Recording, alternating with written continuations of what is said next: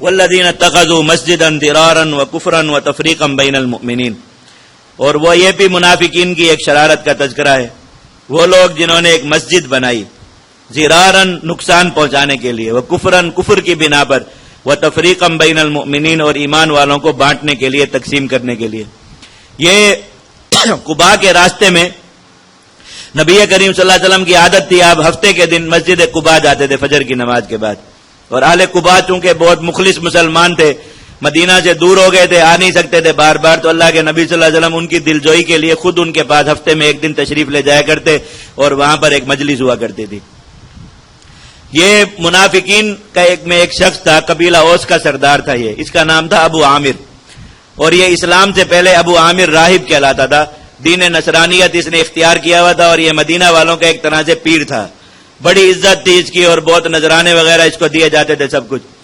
اللہ کے نبی صلی اللہ علیہ وسلم جب آئے تو اس کا جو قبیلہ تھا اوس، یہ انصار کا سب سے بڑا قبیلہ تھا، یہ مسلمان ہو گئے سب، اور انہوں نے ابو عامر کے پاس آنا جانا بالکل چھوڑ دیا. اس نے اسلام قبول نہیں کیا تھا، وہ نبی کریم صلی اللہ علیہ وسلم کے پاس جمع رہتے. اسے بہت حسد ہوا، اس نے وہاں اسلام کے خلاف شرارتیں شروع کی، تو اس کی اپنی قوم کے لوگوں نے کہا کہ ہم تجھے قتل کر دیں گے. تو یہ ڈر کر وہاں سے بھاگ گیا اور مکہ میں مقیم ہو گیا. غزوہ احد کے دن جو مشرکین کا لشکر آیا تھا اس میں یہ بھی آیا، اور جب لشکر آمنے سامنے تھے تو مشرکین کے لشکر سے نکل کے سامنے آیا اور قبیلہ اوس والوں کو کہا کہ آپ لوگ سب اس لڑائی سے ہٹ جائیں اور میں آپ کا سردار ہوں، آپ کو حکم دیتا ہوں. مسلمانوں نے جواب میں ان کو بہت گالیاں دی اس کو، تو یہ وہاں سے شرمندہ ہو کر چلا گیا، کسی نے اس کی بات نہیں مانی. یہ پھر مکہ میں بھی نہ رہ سکا، وہاں سے ملک شام چلا گیا، اور اپنی اسی طبیعت کی وجہ سے بادشاہ کا بہت مقرب بن گیا.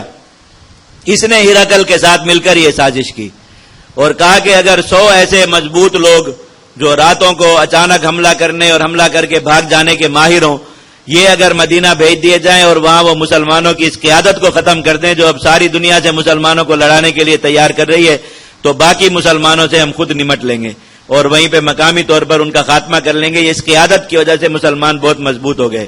تو ایک لسٹ بنائی گئی مسلمانوں کی، اور اس نے ہرقل نے کہا کہ تم وہاں کوئی ٹھکانہ بناؤ جہاں اس طرح لوگ جا کر چھپ سکیں، مسلمانوں کو پتہ نہ چلے، بالکل قریب ہو تاکہ اچانک حملہ کریں اور وہاں سے نکلیں.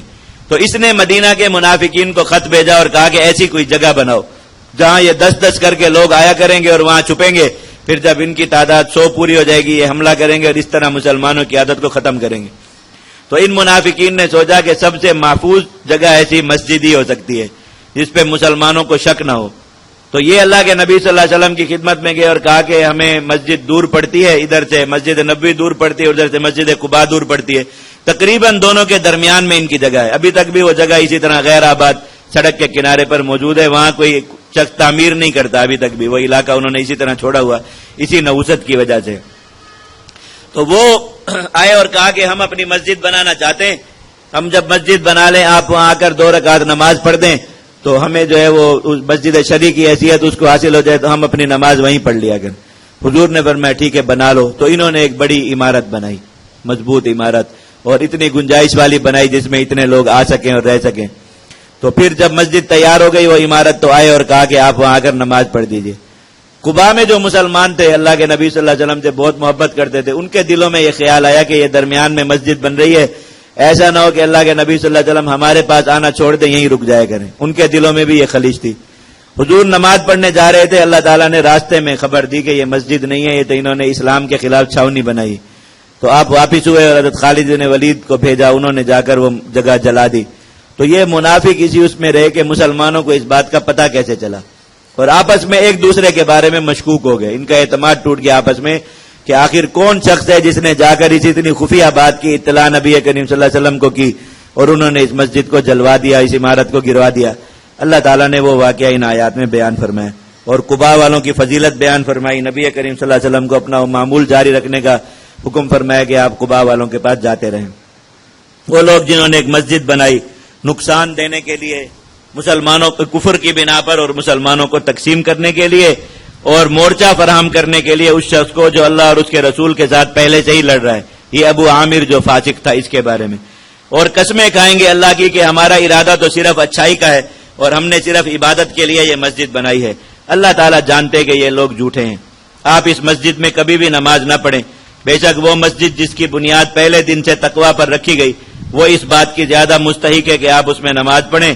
وہاں ایسے لوگ رہتے ہیں جو پاک صاف رہنے کو پسند کرتے ہیں، ان کے دل بھی پاک ہیں اور ظاہری طہارت کا بھی وہ خوب اہتمام کرتے ہیں۔ اللہ تعالیٰ ایسے پاک صاف رہنے والے لوگوں کو پسند کرتا ہے۔ کیا وہ عمارت جس کی بنیاد اللہ کے تقوی اور اس کی رضا پر رکھی گئی وہ بہتر ہے، یا وہ عمارت جس کی بنیاد ایک گرنے والی کھائی کے کنارے پر رکھی گئی؟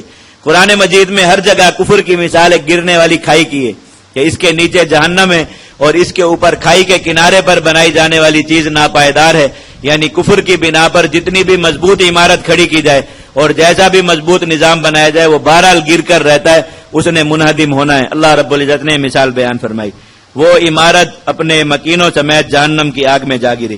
اللہ لا یہدی القوم الظالمین، اللہ تعالیٰ ظالموں کو ہدایت نہیں دیا کرتا۔ یہ عمارت جو انہوں نے بنائی تھی قیامت تک ان کے دلوں میں ایک شک کی طرح رہے گی، یہاں تک کہ ان کے دل پھٹ جائیں۔ یہ اسی پریشانی میں اب باقی زندگی ان کی گزرے گی کہ مسلمانوں کو پتہ کیسے چل گیا۔